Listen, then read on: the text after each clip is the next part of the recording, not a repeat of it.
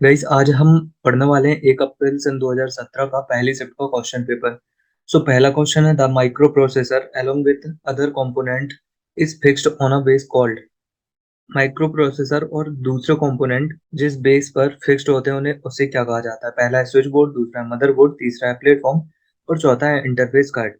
So guys सारे जो components computer में या लैपटॉप में एक जगह पर फिक्स होते हैं, जिस बेस पर फिक्स होते हैं उसे कहा जाता है मदरबोर्ड। राइट, सो आंसर होगा इसका दूसरे नंबर का मदरबोर्ड। नेक्स्ट क्वेश्चन है which of the following holds data and instruction that are in currently use by the CPU. मतलब जो सीपीयू द्वारा करंटली यूज करा जा रहा है डेटा और इंस्ट्रक्शन वो कहाँ पर स्टोर करते हैं। पहला रजिस्टर्स में, दूसरा रोम में, तीसरा डीवीडी और चौथा हार्ड डिस्क। तो ये जो भी काम हो रहे होते हैं करंटली, जो वर्किंग में होते हैं डेटा या इंस्ट्रक्शन, वो स्टोर होते हैं रजिस्टर्स में। तो आंसर होगा इसका पहले नंबर का। नेक्स्ट क्वेश्चन है which of the following is a sequential access memory. इनमें से कौन सी सीक्वेंशियल एक्सेस मेमोरी है। पहला मैग्नेटिक टेप, दूसरा हार्ड डिस्क, तीसरा है सीडी और चौथा है डीवीडी। तो सीक्वेंशियल मेमोरी के अंतर्गत आते हैं मैग्नेटिक टेप। तो इसका आंसर होगा पहले नंबर का। नेक्स्ट है with respect to electronic device PDA stands for. Electronic devices के संबंध में पीडीए का फुल फॉर्म क्या है। पहला पब्लिक डिजिटल असिस्टेंट, दूसरा पर्सनल डिजिटल असिस्टेंट, तीसरा है पर्सनल डायनामिक असिस्टेंट, चौथा है पब्लिक डायनामिक असिस्टेंट। तो गाइस यहाँ पर पीडीए का फुल फॉर्म होता है पर्सनल डिजिटल असिस्टेंट। तो आंसर होगा इसका दूसरे नंबर का। नेक्स्ट क्वेश्चन है which of the following is a series of computer super computers designed and developed by CDAC in India. India में सीडैक के द्वारा सुपर कंप्यूटर्स की वह कौन सी सीरीज है। पहला है वल्कन, दूसरा है सुपर एमयूसी, तीसरा है ब्लू जेन और चौथा है परम। सो गाइस इंडिया में जिन सुपर कंप्यूटर्स की सीरीज डिजाइन और डेवलप करी गई सीडैक के द्वारा वह है परम। सो परम सीरीज के जितने भी कंप्यूटर है वह इंडिया में डेवलप और करे गए हैं और डिजाइन करे गए। सो आंसर होगा इसका चौथे नंबर का। नेक्स्ट क्वेश्चन है which of the following is used by CRT displays for visual representation of data. Data के विजुअल रिप्रेजेंटेशन के लिए सीआरटी डिस्प्ले किसका यूज करती है। पहला इलेक्ट्रॉन गन का, दूसरा लिक्विड क्रिस्टल डायोड का, तीसरा लाइट एमिटिंग डायोड का और चौथा है प्लाज्मा पैनल्स का। तो ये सीआरटी में यूज करे जाते हैं इलेक्ट्रॉन गन। राइट, आंसर होगा पहले नंबर का। नेक्स्ट है state whether the following statements are true और फॉल्स। बताना है कि कौन सा कथन गलत है, कौन सा सही है। पहला है a printer can be either impact और नॉन इम्पैक्ट। प्रिंटर इम्पैक्ट और नॉन इम्पैक्ट कुछ भी हो सकता है, सो ये वाला बिल्कुल सही है। दूसरा है dot matrix printers can use continuous paper than individual sheets. Dot matrix printer एक एक सीट की जगह पर सतत या कंटिन्यूअस पेपर को एक्सेप्ट करता है, यूज करता है, सो ये भी बिल्कुल सही है। तीसरा, plotter can produce high quality graphics और ड्राइंग्स यूजिंग इंक पेन। एक प्लॉटर हाई क्वालिटी के ग्राफिक्स या ड्राइंग्स को प्रोड्यूस करता है इंक पेन के द्वारा। सो ये भी सही है, मतलब इसके जो तीनों कथन दिए गए हैं ये तीनों सही है। सो आंसर होगा इसका पहले नंबर का। नेक्स्ट क्वेश्चन है मैच द फॉलोइंग। इन्हें मैच करना है प्लॉटर। अब प्लॉटर का काम क्या होता है, इसमें हमें आउटपुट देने का, मतलब ग्राफिक्स जो हाई क्वालिटी की ग्राफिक्स होते हैं उन्हें देने का, मतलब प्लॉटर एक इनपुट सॉरी आउटपुट डिवाइस हो गई। तो पहले का होगा सी। डीवीडी रोम, डीवीडी रोम है, इसमें केवल रीड किया जा सकता है, राइट नहीं किया जा सकता। सो इसका होगा चौथे नंबर का, मतलब D, can only be read and not written. तीसरा है डीवीडी रैम, रैम का होगा can record and erase data multiple times, मतलब हम कितने भी बार इसे रिकॉर्ड कर सकते हैं और कितने भी बार इसे डिलीट कर सकते हैं। और चौथा है डीवीडी आर, यानी कि can record data only once, मतलब डीवीडी रिकॉर्डेबल, इसमें डेटा एक बार ही रिकॉर्ड करा जा सकता है। तो यहाँ पहले का होगा सी, दूसरे का होगा डी, तीसरे का होगा ए और जो चौथा है चौथे का होगा बी। आंसर होगा इसका दूसरे नंबर का। नेक्स्ट क्वेश्चन है with respect to programming language the full form of FORTRAN is. Programming language के संबंध में इन फोर्ट्रान का फुल फॉर्म क्या होगा। पहला फॉरवर्ड ट्रांसलेशन, दूसरा है फॉर्मल ट्रांसलेशन, तीसरा है फॉर्मूला ट्रांसलेशन और चौथा है फॉर्मूला ट्रांजिस्टर। तो गाइस यहाँ पर फोर्ट्रान का फुल फॉर्म होता है फॉर्मूला ट्रांसलेशन। सो आंसर होगा इसका तीसरे नंबर का।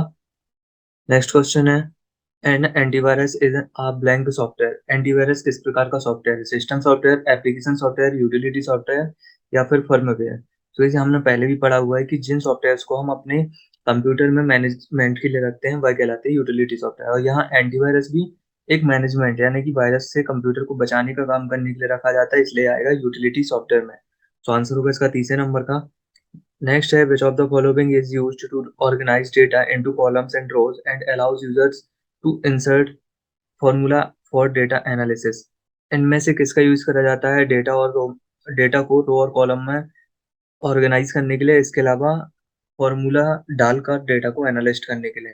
पहला है मल्टीमीडिया सॉफ्टवेयर का, दूसरा इलेक्ट्रॉनिक स्प्रेडशीट का, तीसरा है प्रेजेंटेशन सॉफ्टवेयर का और चौथा है वर्ड प्रोसेसिंग सॉफ्टवेयर का।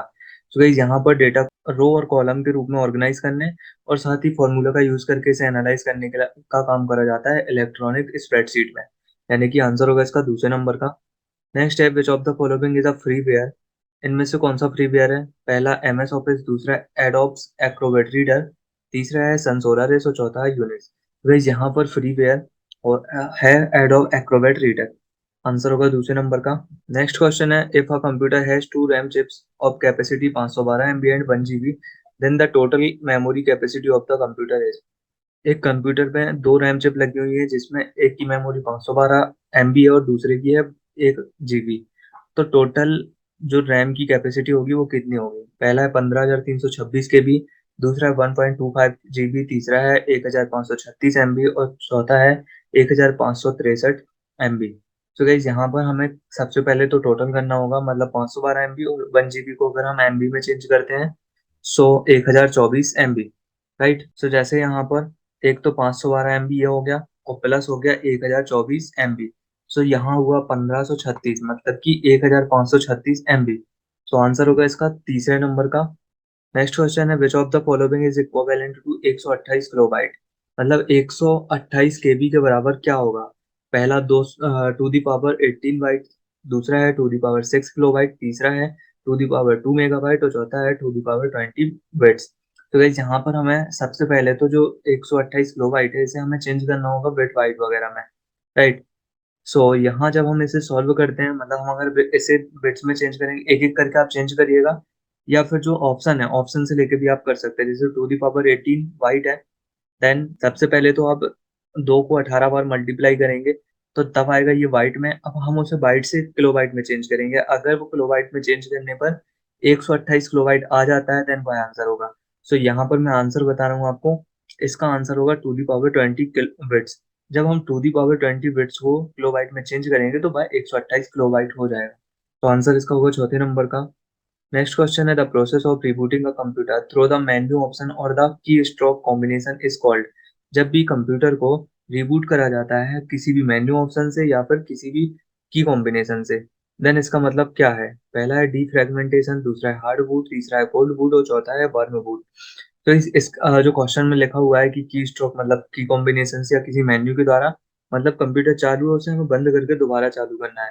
तो यह क्या इस प्रकार की जो बूटिंग कहलाती है वह होती है वर्म बूटिंग। तो आंसर होगा इसका चौथे नंबर का वर्म बूटिंग। नेक्स्ट क्वेश्चन है the BIOS program is permanently stored in? BIOS program permanently किस में स्टोर होता है? पहला हार्ड डिस्क में, दूसरा रोम चिप में, तीसरा है रैम चिप में और चौथा है कैसे मेमोरी में। तो गाइस यहाँ पर जो कंप्यूटर को चालू करने में सॉफ्टवेयर मदद करते हैं वह होता है रोम में स्टोर। और यहाँ पूछा गया है बायोस किस में स्टोर होता है? बायोस का काम ही होता है कंप्यूटर को बूटिंग करना। सो ये होगा रोम चिप में स्टोर। सो आंसर होगा इसका दूसरे नंबर का। नेक्स्ट है which of the following loads an operating system into memory during the boot process of a PC? जब पीसी की बूट प्रोसेस होती है तो ऑपरेटिंग सिस्टम को कौन मेमोरी में लोड करता है? पहला बूट स्ट्रैप लोडर, दूसरा है मेमोरी मैनेजर, तीसरा कंपाइलर और चौथा है असेंबलर। तो गाइस यहाँ पर जो ऑपरेटिंग सिस्टम को मेमोरी में लोड करा जाता है सो वह जो करता है वह कहलाता है बूट स्ट्रैप लोडर। तो आंसर होगा इसका पहले नंबर का bootstrap loader.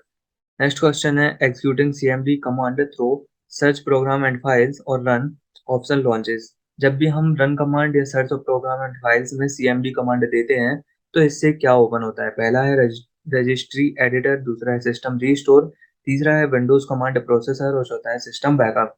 So guys जब भी हम कमांड बैकअप देते हैं या तो हम उसे सर्च प्रोग्राम एंड फाइल्स में दें या फिर रन कमांड में दें। राइट। सो इससे क्या ओपन होगा? सबसे पहले हमने तो रन डायलॉग बॉक्स खोला, जैसे हमने विंडो प्लस आर दबाया यहाँ आपको दिख रहा होगा एक छोटी सी विंडो खुल गई है, यहाँ लिखा हुआ है सीएमडी। राइट। अब जैसे हम सीएमडी ओके करेंगे सो ये इस तरह की एक विंडो खुल जाती है। यह विंडो कहलाती है विंडोज कमांड प्रोसेसर। राइट। मतलब जो कमांड दिए जाते हैं इस विंडो के थ्रू हम उसे एक्सेस कर सकते हैं, प्रोसेस कर सकते हैं। सो इसका आंसर होगा तीसरे नंबर का Windows command processor. Next question है state whether the following statement are true और फॉल्स? बताना है कौन सा सही है कौन सा गलत है। पहला है hibernate shutdown option uses less power than sleep option, मतलब हाइबरनेट स्लीप मोड की अपेक्षा ज्यादा कम पावर को यूज करता है। दूसरा है many laptops go to sleep mode when you close the lid और प्रेस द पावर बटन। कई सारे लैपटॉप जब उसकी लिड को बंद किया जाता है या पावर बटन को दबाया जाता है तो वह स्लीप मोड में चले जाते हैं। तो गाइस इसमें जो पहले नंबर का है कि जो हाइबरनेट ऑप्शन होता है वह स्लीप मोड से कम पावर कंज्यूम करता है, सो ये सही है। और दूसरे नंबर का है कि जब लैपटॉप की लिड बंद करी जाती है या फिर पावर बटन बटन दबाया जाता है तो ये स्लीप मोड में चला जाता है। सो ये भी बिल्कुल सही है, मतलब इसका आंसर होगा तीसरे नंबर का, दोनों ट्रू।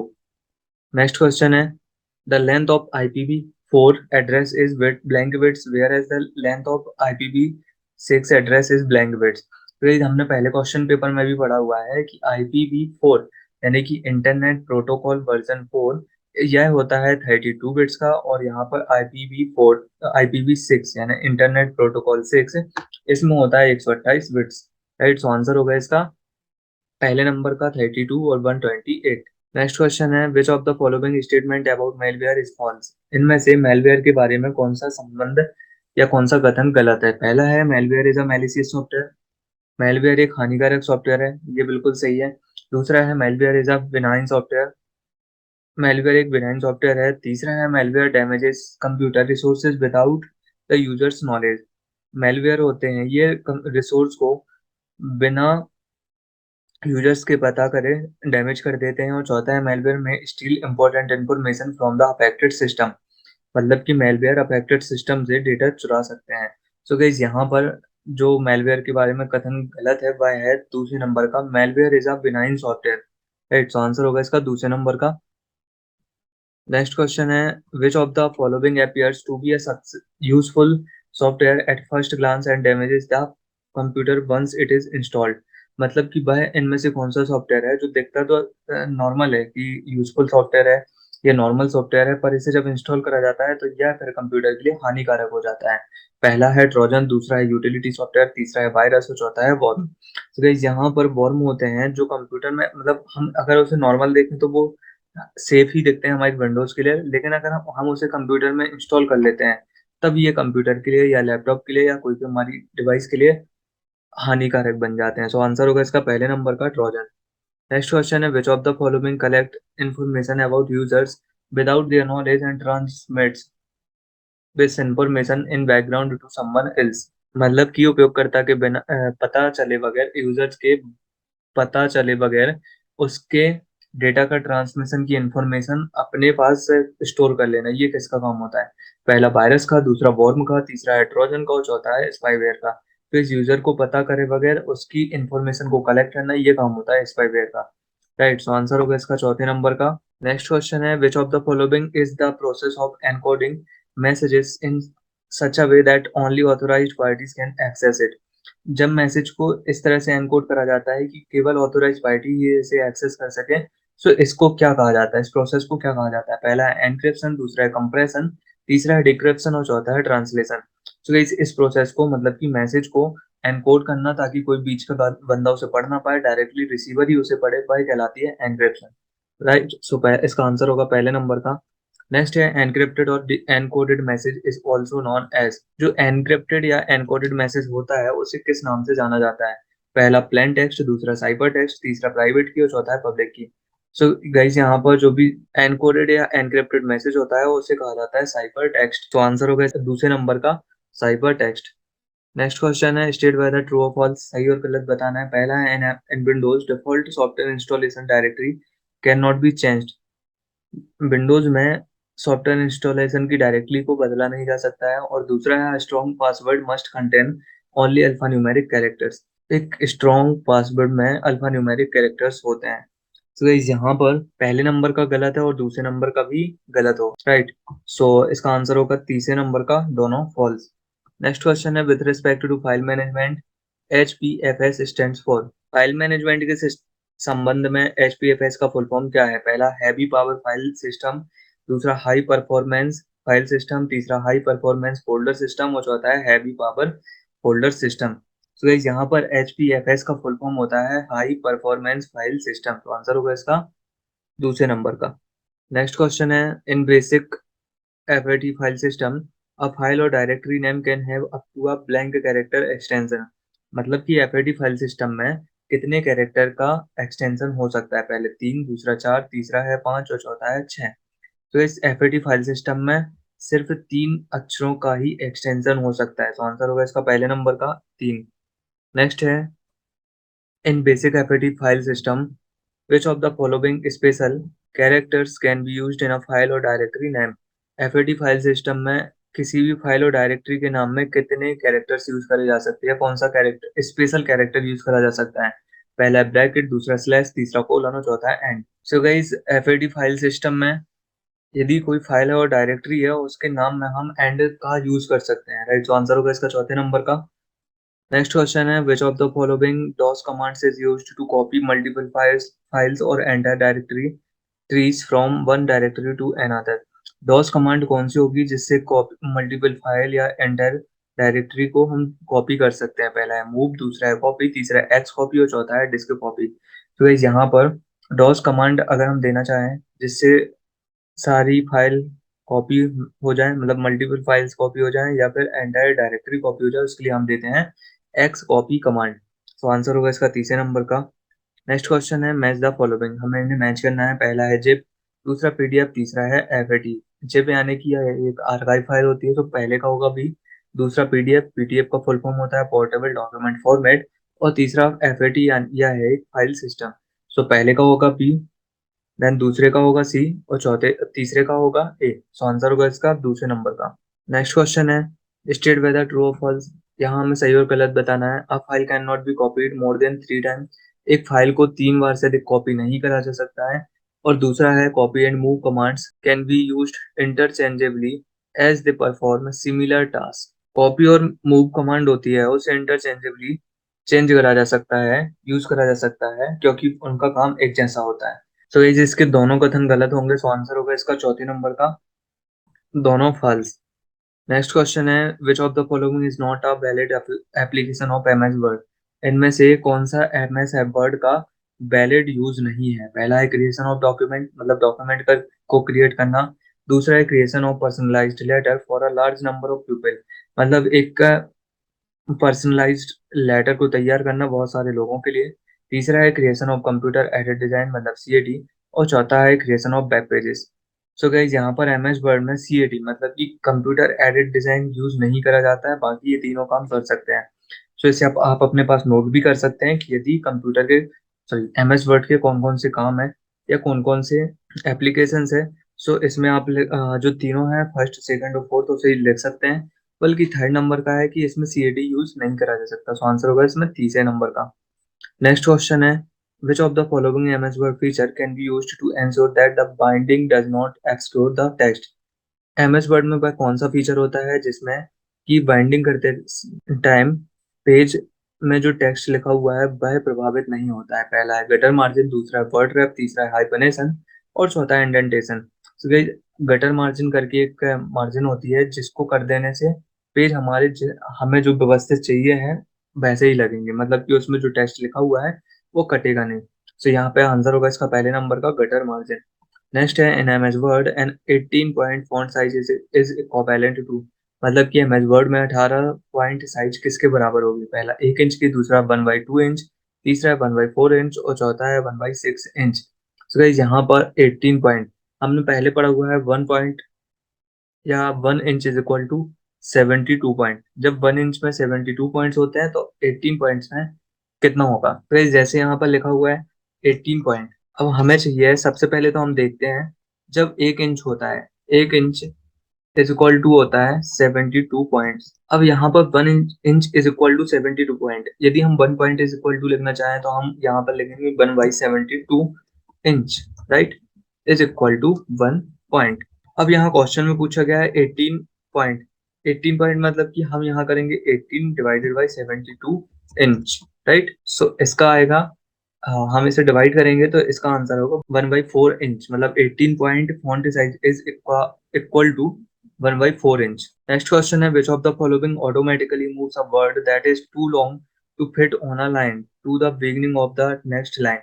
जब भी हम वर्ड में टाइप कर रहे होते हैं तो ऑटोमेटिकली एक लाइन बढ़ जाने पर वह आगे का टेक्स्ट नीचे वाली लाइन की शुरुआत से लिखना स्टार्ट हो जाता है, इसे क्या कहा जाता है? पहला है फॉर्मेट पेंटर, दूसरा वर्ड रैप, तीसरा है हाइपनेशन, चौथा है स्पेल चेक। तो गाइस इसे कहा जाता है वर्ड रैप। वर्ड रैप जब भी होता है मतलब कि हमने एक लाइन भर दी है, अब वो वहाँ कुछ जगह नहीं बची हुई है, सो अपने आप जो नया टेक्स्ट लिखा जाएगा वो अपने आप लाइन की शुरुआत से नीचे लिखना चालू हो जाएगा, इसे कहा जाता है वर्ड रैप। आंसर होगा दूसरे नंबर का। नेक्स्ट क्वेश्चन है, which of the following MS Word feature can be used to create a large capital letter at the beginning of a paragraph? जब भी एमएस वर्ड में पैराग्राफ के शुरुआत में एक बड़ा सा अल्फाबेट लिखा होता है, इसे क्या कहा जाता है? पहला लेबल, दूसरा हेडर, तीसरा एंड ब्लॉक और चौथा है ड्रॉप कैप। गाइस इस ऑप्शन को हमने पहले भी क्वेश्चन पेपर में पढ़ा हुआ है कि जो वर्ड या कैरेक्टर कहा जाए किसी भी पैराग्राफ की शुरुआत में, मैगजीन्स में देखा होगा, न्यूज़पेपर में देखा होगा, काफी बड़ा होता है, 2-3 लाइनों को कवर करे होता है पहला कैरेक्टर। तो इस फीचर को कहा जाता है ड्रॉप कैप। सो यहाँ आंसर होगा इसका चौथे नंबर का।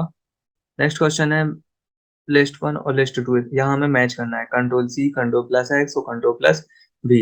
सो गाइज यहाँ पर शॉर्टकट कीज होते हैं, कंट्रोल प्लस सी का होता है कॉपी, कंट्रोल प्लस एक्स का होता है cut, then control plus B का होता है पेस्ट। सो पहले का होगा सी, दूसरे का ए, तीसरे का बी।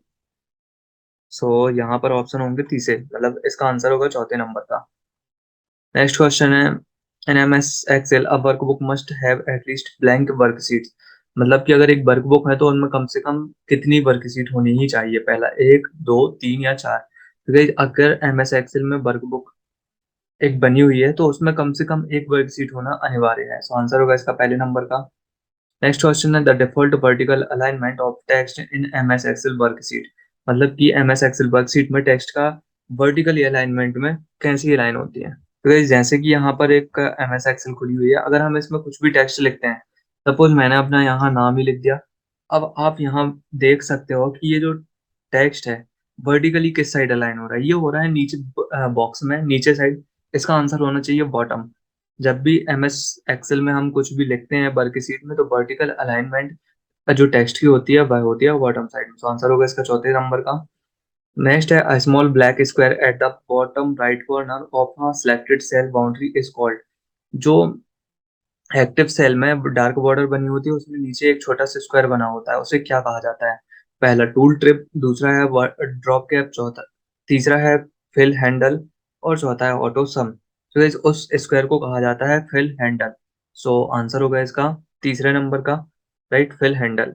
नेक्स्ट क्वेश्चन है, which of the following Excel features allows you to quickly find the sum of numbers in a range? MS Excel का वह कौन सा फीचर है जिससे आप एक रेंज में दिए हुए नंबर्स को तुरंत टोटल कर सकते हैं? पहला है फाइल हैंडल, दूसरा ऑटो सम, तीसरा है ऑटो फिल और चौथा है what if analysis.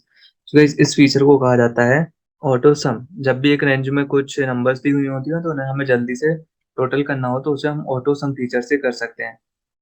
Next question है, the displayed value of the cell containing the Excel expression is equal to 28 divided by 7 minus 2 the power 3। Right, अब इसे हम सॉल्व करके देखते हैं कैसा होगा इसका आंसर। तो यहाँ पर लिखा हुआ है 28 डिवाइडेड बाई 7। जब हम 28 को हमें डिवाइड करना होगा 7 से, तो यहाँ आएगा 4 माइनस 2 दी पावर 3। राइट, अब हम 2 दी पावर को सॉल्व करते हैं, माइनस 2 टू जा 4 टू जा 6, 4 टू जा 8। राइट, अब हम इसे जब माइनस करेंगे तो इसमें बड़ी नंबर 8 माइनस की है, देन माइनस में 4 आएगा। राइट, तो आंसर होगा इसका दूसरे नंबर का -4। आई होप आपको ये समझ में आ गया होगा, नहीं आया हो तो बॉड मास लगा के आप इसे खुद से ही सॉल्व कर सकते हैं। आंसर इसका -4 आएगा, राइट। नेक्स्ट क्वेश्चन है, the display value of the cell containing the Excel expression. यदि एक एक्सेल का एक्सप्रेशन दिया गया है 8 डिवाइडेड बाई ए, देन क्या एरर आनी चाहिए? पहला है 0, दूसरा डाइवर्जेंस 0, तीसरा है नेम और चौथा है नॉट द एप्लीकेबल। तो गाइस यहाँ पर यदि इस तरह का कोई भी एक्सप्रेशन दिया गया है, राइट, सो इसका जो आंसर आएगा वह आएगा हैशटैग नेम। तो आंसर होगा इसका तीसरे नंबर का।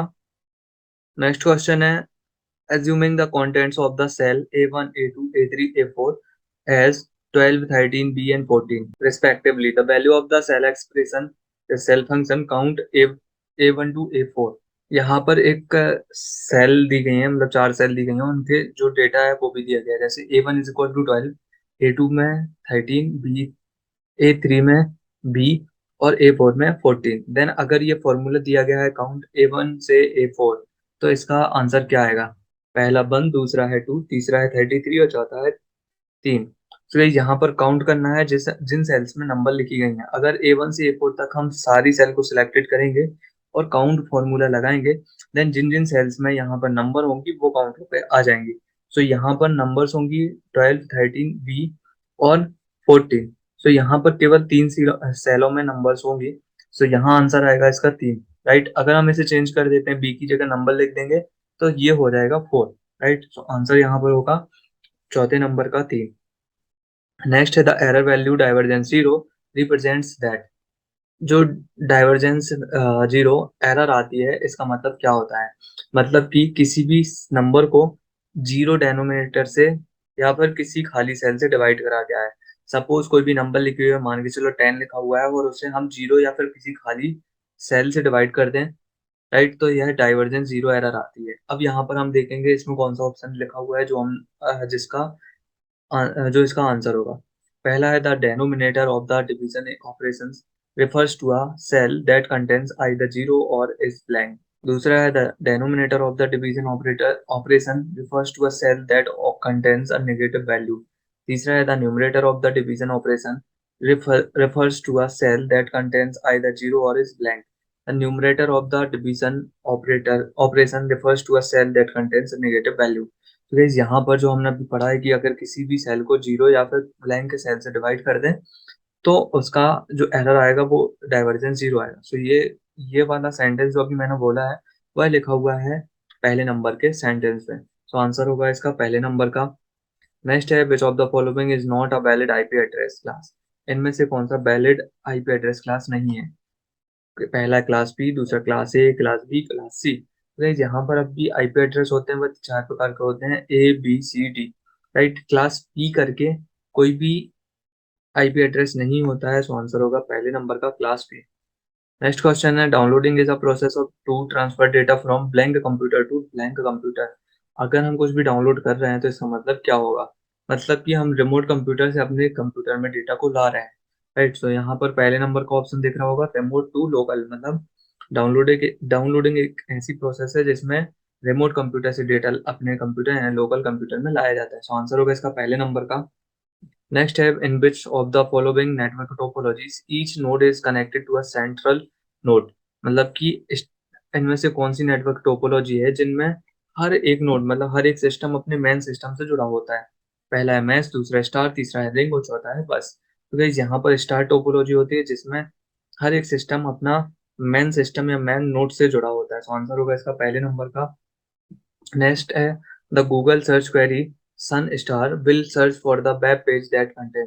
जब भी हम गूगल में सर्च करते हैं सन के साथ में स्टार लगाकर, तो यहाँ पर कौन कौन से वेब पेजेस सर्च होकर आएंगे? पहला है any words beginning with sum, मतलब सम से चालू होने वाला कोई भी शब्द। दूसरा है any words ending with sun, मतलब सन पे खत्म होने वाला कोई भी शब्द। Any four letter words beginning with sum, कोई भी फोर लेटर्स जो सन से चालू होते हैं। चौथा है any four letter words ending with sun, मतलब कोई भी 4 लेटर जो सन पर खत्म होते हैं। तो ये जब भी सन स्टार करके कुछ भी गूगल पर क्वेरी करी जाती है तो इसका मतलब होता है कि सन से चालू होने वाला कोई भी वर्ड्स हो सकते हैं। सो यहाँ आंसर होगा इसका पहले नंबर का any words beginning with sun. Right, next question है which of the following refers to the address of the web server on which the website is located. उस वेब सर्वर के पते को संदर्भित करिए जिस वेबसाइट पर होस्टिंग की जाती है। पहला हाइपरलिंक, दूसरा यूआरएल, तीसरा डीएनएस और चौथा है मैक एड्रेस। तो गाइस यहाँ पर हर एक वेबसाइट का एक यूआरएल होता है और उसी के द्वारा किसी भी वेबसाइट को होस्ट करा जाता है। सो आंसर होगा इसका दूसरे नंबर का यूआरएल। नेक्स्ट क्वेश्चन है इन्हें मैच द फॉलोइंग, हमें इन्हें मैच करना है। पहला फेसबुक, फेसबुक है सोशल नेटवर्किंग साइट, मतलब पहले का होगा ए। ट्विटर एक माइक्रो ब्लॉगिंग साइट है, सो दूसरे का होगा सी। और तीसरा फ्लिपकार्ट है एक ई कॉमर्स वेबसाइट। सो यहाँ पहले का होगा पहला, दूसरे का होगा सी और तीसरे का होगा बी। सो आंसर होगा इसका चौथे नंबर का। सो आंसर होगा इसका तीसरे नंबर का। पहले का ए, दूसरे का सी और तीसरे का बी। गाइस यहाँ पर 1 अप्रैल 2017 के पहले शिफ्ट के सारे क्वेश्चन सॉल्व हो चुके हैं। इन्हें बार बार रिपीट करिएगा, जो आपको समझ में ना आया हो आप कमेंट सेक्शन में बता सकते हैं। इसके अलावा सोशल मीडिया पर भी कनेक्ट हो सकते हैं, वहां भी काफी सारी आपको चीजें सीखने को मिलेंगी।